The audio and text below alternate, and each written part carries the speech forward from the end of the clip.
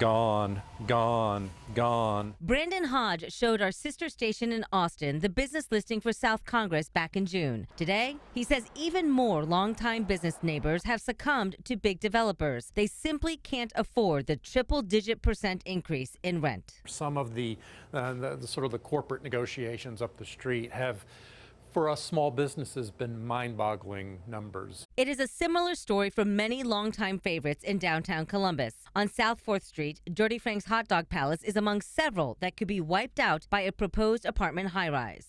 These businesses have been an anchor for the neighborhood. To have a proposal before you like this that tears down historic buildings, and those buildings have thriving businesses in them right now today, is simply put, not forward thinking. In the Short North, an area much like South Congress Avenue in Austin, a recent study found the economic impact from the stores, restaurants, and bars total nearly $4 billion. But stretches of this trendy hotspot on High Street have higher vacancy rates than what leaders want, upwards of 21%. OSU Associate Professor Jason Reese says that's just the cost of growth.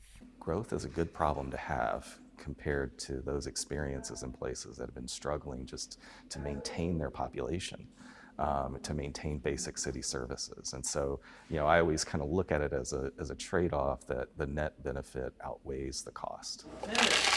Brandon Hodge says one thing that helped bring customers back to South Congress in Austin, increased parking by retooling permits for residents. They are now metered, as is South Congress, which historically, up until just a few months ago, was not metered. It was the last free parking, largely in the city. So there was a lot of local pushback from that, like, of course we have to pay on South Congress. But the benefit being there's now nearly 2,000 parking spaces in the immediate adjacent neighborhoods where our customers can park. You got to make it easy for people to get there. Right. Hodge says the success of these business districts are somewhat a double-edged sword, victims of their own success. And we've seen it in the West Village in New York, generation before us. We've seen, Memphis, Seattle, Portland. We see these local funky areas. They get that kind of attention, and it's the kind of attention that big corporations want a piece of. They want to be part of that party. Unfortunately, they sort of fail to realize that it's cool because of